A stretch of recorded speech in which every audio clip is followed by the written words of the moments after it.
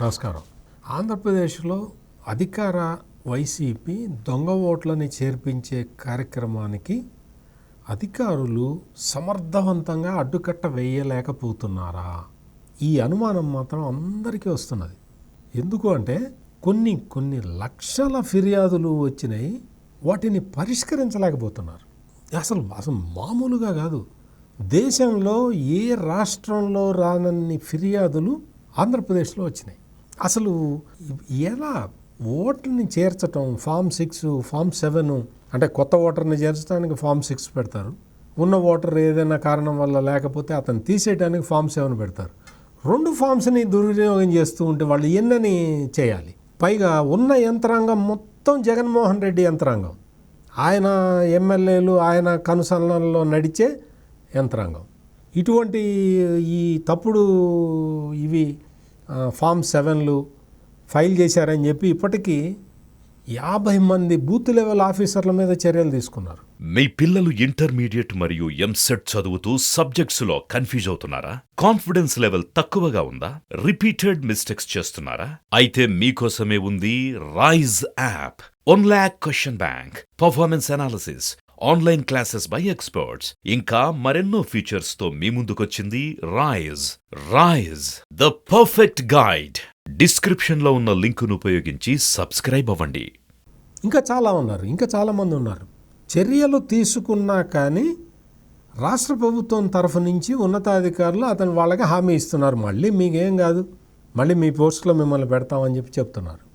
ఇదేం పద్ధతి అర్థం కావట్లా. ఈ బూత్ లెవెల్ ఆఫీసర్ అంటే అతని మీద చాలా బాధ్యత ఉంటుంది. తమకు అందిన ఫామ్ 6 కరెక్ట్గా ఉందా లేదా, తమకు అందిన ఫామ్ 7 కరెక్ట్గా ఉందా లేదా అనేది చెక్ చేసుకోవాలి. క్షేత్రస్థాయిలో వెళ్ళి పరిశీలించాల్సిన బాధ్యత వాళ్ళ మీద ఉంటుంది. వాలంటీరు ఏది చేస్తే బూత్ లెవెల్ ఆఫీసర్ అది ఓకే అంటున్నాడు. అసలు వాలంటీర్లు ఎన్నికల ప్రక్రియలో జోక్యం చేసుకోవడానికి వీలు లేదు. కానీ ఆంధ్రప్రదేశ్లో వాలంటీర్లందరూ ఎన్నికల ప్రక్రియలో జోక్యం చేసుకుంటూనే ఉన్నారు, చర్యలు ఉండవు. వాళ్ళు చెప్పినట్టు బిఎల్ఓ వింటాడు, బిఎల్ఓ చెప్పినట్టు మొత్తం పైనుంచి అన్నీ కూడా ఆదేశాలు వెళ్ళిపోతాయి. ఓటర్ల జాబితా మనం చూసాం. ఇటీవల తెలంగాణ అసెంబ్లీకి ఎన్నికలు జరిగినాయి. ఎక్కడన్నా కంప్లైంట్ వచ్చినాయండి ఓటర్ల లిస్టు మీద? అసలు ఎవరన్నా మాకు ఓటు లేదని కానీ, మా ఓటు తీసేశారని కానీ, మాకు అక్రమంగా ఇక్కడ అక్రమాలు జరిగినాయి, దీనికి ఆఫీసర్లు అందరూ సహకరించారని కానీ ఎక్కడన్నా విన్నారండి ఎవరన్నా? ఎక్కడా జరగదు. మొత్తం ఒక తెలంగాణ అసెంబ్లీ ఎన్నికలు జరిగినాయి కాబట్టి మీకు ఉదాహరణకి చెప్పా. దేశంలో ఎక్కడా జరగదు. ఆంధ్రప్రదేశ్లో మాత్రం ఒక కుటుంబంలో 5 వ్యక్తులు ఉన్నారనుకోండి, 3 ఒక పోలింగ్ బూత్లో ఉంటున్నారు, 2 ఇంకో పోలింగ్ బూత్లో ఉంటున్నారు. అట్లా ఎట్లా ఉంటారు? ఒకే డోర్ నెంబర్ కదా, 2 పోలింగ్ బూతుల్లో ఎట్లా ఉంటాయి? ఇటువంటివి అంటే అధికారులు చేస్తున్న తప్పిదాలే ఎక్కువ ఉన్నాయి. పొరపాటు చేయటం కాదు, కావాలని తప్పిదాలు చేస్తున్నారు. దీని మీద ఇప్పటివరకు ఏదో 5.5 లక్షల దొంగ ఓట్లు తీసేసామని చెప్పి ఆయన ఎన్నికల ప్రధానాధికారి ముఖేష్ కుమార్ మీనా చెప్పాడు.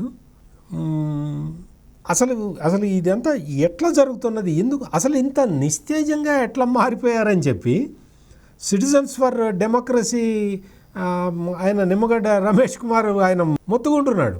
అసలు మీరు ప్రభుత్వ యంత్రాంగం ఇంత నిస్తేజంగా ఎట్లా పనిచేస్తున్నది? మీరు అసలు బాధ్యత ఎందుకు తీసుకోవట్లేదు? వాళ్ళు బాధ్యత రాష్ట్ర ప్రభుత్వ ఉద్యోగస్తులు బాధ్యత తీసుకోవట్లేదు. కేంద్ర ఎన్నికల సంఘం ప్రోయాక్టివ్గా ఎందుకు లేదు? ప్రోయాక్టివ్గా ఉండటం అంటే అందరినీ ఎవడైతే తప్పు చేశాడో వాడిని సస్పెండ్ చేసేయండి, వాడిని అరెస్ట్ చేయించండి. ఎన్నికల ప్రాసెస్ని తప్పుదోవ పట్టించే అధికారి ఉంటే ఊడితే ఆ అధికారిని సస్పెండ్ చేసి అతన్ని అరెస్ట్ చేసేస్తే మిగిలిన ఆఫీసర్లు సెట్ అవుతారు కదా. లేదు మేము సస్పెండ్ చేశాము, మేము కొన్ని చర్యలు తీసుకున్నాము, ఇటువంటి కబుర్లు చెప్తే ఎట్లా అని చెప్పి సిటిజన్స్ ఫర్ డెమోక్రసీ ప్రశ్నిస్తున్నది. అలా చేయటానికి వీల్లేదు కదా. మీరు ఫామ్ 7ని ఒక వ్యక్తి 5 ఫామ్ 7 కన్నా ఇవ్వటానికి వీలు లేదని రూల్ పెట్టారు. పెట్టింది ఎవరు? కేంద్ర ఎన్నికల సంఘం. మరి ఆ నిబంధనని పాటించాలి కదా. ఆ నిబంధనల్ని వైలేట్ చేసిన వాళ్ళ మీద క్రిమినల్ కేసులు పెట్టి వాళ్ళని జైల్లో వేసేస్తే సమస్య సాల్వ్ అవుతుంది కదా. ఎంతమందిని అరెస్ట్ చేయాలండి? అరెస్ట్ చేయాలి, వాళ్ళ మీద క్రిమినల్ కేసులు పెట్టాలి, ప్రజాస్వామ్యానికి విఘాతం కలిగిస్తున్న వాళ్ళు. కేంద్ర ఎన్నికల సంఘం ఇచ్చిన గైడ్లైన్స్ని ఇంప్లిమెంట్ చేయలేకపోతే ఇంకెవరికి చెప్పాలి? తీవ్ర స్థాయిలో ఈ ఫామ్ 7ని దుర్వినియోగం చేశారు. ఒక్కొక్క వైసీపీ లీడరు 200, 300 ఫామ్ 7లు ఇచ్చాడు. ఆ ఫామ్ 7లని అట్లా అంత భారీ స్థాయిలో ఇస్తే బిఎల్ఓలు క్షేత్రస్థాయిలో వెరిఫై చేసి చర్యలు తీసుకోవాలి కదా. వాడు ఒకటే, మధ్యలో వాలంటీరు. ఇంత వ్యవస్థని ఇంత విచ్చలవిడిగా వాడుకుంటూ ఉంటే పరిస్థితి ఏమిటి? ఇదే విషయాన్ని సిటిజన్స్ ఫర్ డెమోక్రసీ చాలా సూటిగా ప్రశ్నిస్తున్నది. వాళ్ళు చాలా ఆందోళన వ్యక్తం చేస్తున్నారు. డెమోక్రసీని కాపాడాలి. డెమోక్రసీ వ్యవస్థని మనం విచ్ఛిన్నం చేసేస్తే ఇంకా దేశంలో ఏం మిగలదు. ఇదే ఆందోళన అందరూ వ్యక్తం చేస్తున్నారు. కాబట్టి కనీసం ఈ రాష్ట్ర ప్రభుత్వ అధికారులు ఇప్పటికైనా కొంత పని చేయండి, నిబద్ధతతో పని చేయండి. మీరు జీతాలు తీసుకుంటుంది ప్రజల సొమ్ము కదా, ప్రజలు కట్టిన ట్యాక్సుల్లో నుంచి మీకు జీతాలు వస్తున్నాయి. మీరు వైసీపీకి ఊడిగం చేస్తాను అంటే మీరు ఉద్యోగం వదిలిపెట్టి మీరు ఏదైనా చేసుకోవచ్చు.